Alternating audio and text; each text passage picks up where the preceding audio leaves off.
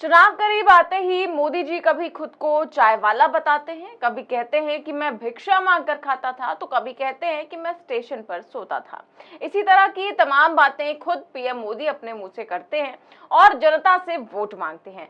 और इस बार इसी को लेकर कांग्रेस अध्यक्ष मल्लिकार्जुन खड़गे ने कैसे पीएम मोदी पर तंज कसा है, सुनिए। तो ये जो इनकी नीयत है, बार बार सिंपत्ति लेने के लिए, अनुकंप लेने के लिए वो हर जगह करते हैं। मैं गरीब हूं, मैं रेलवे कैंटीन में कैंटीन लगा था, चाय बेचता था। अरे वो तो ठीक है, तुम कैंटीन में चाय बेचते थे, मेरा बाप तो मजदूर था, मैं मजदूर का बेटा हूं, मेरे को शर्म नहीं आती।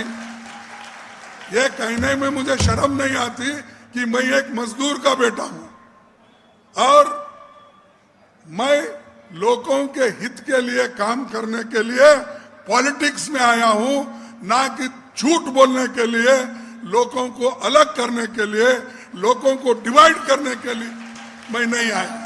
तो खड़गे ने कहा कि मोदी जी सिंपैथी लेने के लिए कहते हैं कि मैं गरीब हूं, रेलवे स्टेशन पर चाय बेचता था, लेकिन मोदी जी मैं तो मजदूर का बेटा हूं और मुझे ये कहने में गर्व होता है। मैं लोगों के हित के लिए राजनीति में आया हूं, ना कि झूठ बोलने के लिए। इस तरह से खड़गे ने पीएम मोदी के इस बात का जवाब दिया। बता दें कि राजस्थान में कांग्रेस ने जी जान लगा दी है। चुनाव में मल्लिकार्जुन खड़गे भी फुल फॉर्म में नजर आ रहे हैं, लगातार चुनाव प्रचार कर रहे हैं और आए दिन जनसभाएं भी कर रहे हैं और मोदी सरकार पर हमलावर भी हैं। कल भी राजस्थान में घोषणा पत्र जारी करते हुए खड़गे ने पीएम मोदी पर जमकर हमला बोला और कहा कि पीएम मोदी बार बार झूठ बोलते हैं, इसीलिए मैंने उन्हें झूठों का सरदार कहा। मैं बार बार ये कहता हूँ कि वो लोग झूठे हैं, हम ठीक करते हैं, इसलिए बोला कि 2-3 मेरे साथ 4-5 उदाहरण हैं। मैं बोला उन्होंने 15-15 लाख का वायदा किया था, वो तो मिला नहीं मिला। फिर 2 करोड़ नौकरियां हर साल देने का वायदा किया, मिले? किसानों को उन्होंने डबल आमदनी करके, 2 गुना आमदनी करके देता हूं, मिला? तो ऐसे है। उसके बाद खाद्य, गोबर, ये सब, ये जो औषध है, ये सबको उन्होंने ये कहा कि मैं सब्सिडी देके गरीबों की गरीबी हटाऊंगा, किसानों की हटाऊंगा।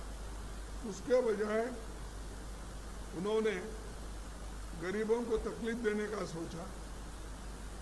बॉर्डर पे हमारे लोग, किसान लोग जो उपवास सत्याग्रह कर रहे थे, उनको वहाँ पर उठाने की कोशिश किया, वो लोग उठे नहीं। तो कम से कम उस एजिटेशन में 750 लोग मर गए और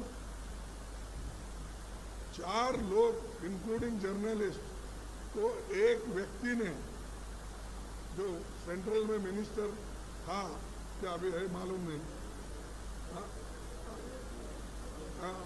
तो उसने, उसका बेटे ने तो किसानों के ऊपर जीप चढ़ा दिया, कुचल दिया। तो फिर किसानों की भलाई कहाँ है?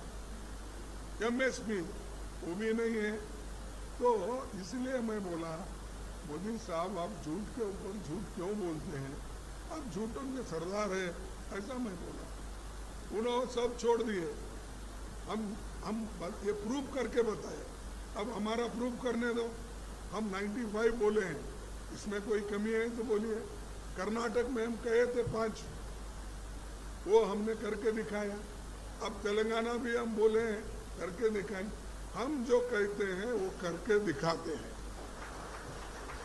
इसीलिए मैं ज़्यादा न कहते हुए इतना ही कहूँगा कि इस जो राजस्थान घोषणा पत्र है 2023 का, और इससे पहले का भी, सब लोग ये मानते हैं कि राजस्थान में जो कांग्रेस कहती है वो करके दिखाती है। तो हम करके दिखाने वालों में से है, फिर दिखावा करने वाले नहीं। तो इतना कहते हुए मैं थोड़ा सा समय लिया, इसीलिए मेरे पत्रकार मित्रों को, फिर आपको सबको धन्यवाद देता हूं कि मुझे बुलाए और इस जो राजस्थान घोषणा पत्र का आपने जो मुझे उद्घाटन करने के लिए या रिलीज करने के लिए आपने कहा, तो ये मैं बड़े इससे किया हूँ।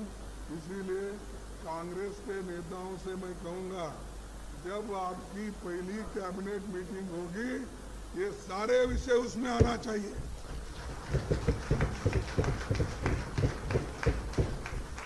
नहीं तो ऐसा नहीं होना, आप कहे आप उधर चले, मैं उद्घाटन करके इधर चला, ऐसा नहीं होना। आप पहले ही कैबिनेट में कर दीजिए। अब हम ये भी करेंगे, जैसा कि जोशी साहब ने बोला, देखो भाई, सिर्फ राजस्थान के लिए नहीं, सारे हिंदुस्तान में हम जाति जनगणना करके रहेंगे। अगर हम दूसरों को दुख देने का, दूसरों को हरासमेंट करने का हमारा उद्देश्य नहीं है। जो गरीब लोग हैं, गरीब तबके के लोग कहाँ ठहरे हैं, किस जगह पे है, आर्थिक दृष्टि से वो क्या है, और उनको जमीन कितनी है, पढ़े लिखे लोग कितने हैं, और ये सारी चीजें दुनिया को मालूम होना। गरीब इतने हैं, उनके लिए क्या स्थिति, ये लागू करने के लिए हमने जातीय जनगणना शुरू किए। किसी को इससे हक छीनने के लिए नहीं, जो गरीब लोग हैं उनको कुछ देने के लिए हमने शुरू किया। तो ये परिस्थिति आज है, और इसको भी वो लोग कुछ टीका करते, फिर बाद में उनमें से कई लोग नहीं नहीं ये ठीक है बोले, तो फिर मोदी जी बोलते हैं यस मैं भी बैकवर्ड क्लास का हूँ, बोले कई बार, आप सुने नहीं क्या? तो मैं बैकवर्ड का हूँ, वो भी घासी अपना तेली है, घासी तेली जो होते हैं वो बैकवर्ड में नहीं थे पहले। वो जब चीफ मिनिस्टर बने, आहिस्ता से वो उसमें डाल दिए बैकवर्ड लिस्ट में। अब क्यों डाले वही? फिर आप बैकवर्ड के बारे में कुछ नहीं समझते ना, समानता सबको बोलते हैं, तो आप करें क्या? अपने ही कम्युनिटी को गुजरात में घासी तेली बोल के बनाकर उसको बैकवर्ड में गपचुप डाल दिए। ऐसा ही दूसरों का डाले नहीं, ठीक है, आपको भी फायदा मिलेगा जाति जनगणना करने से।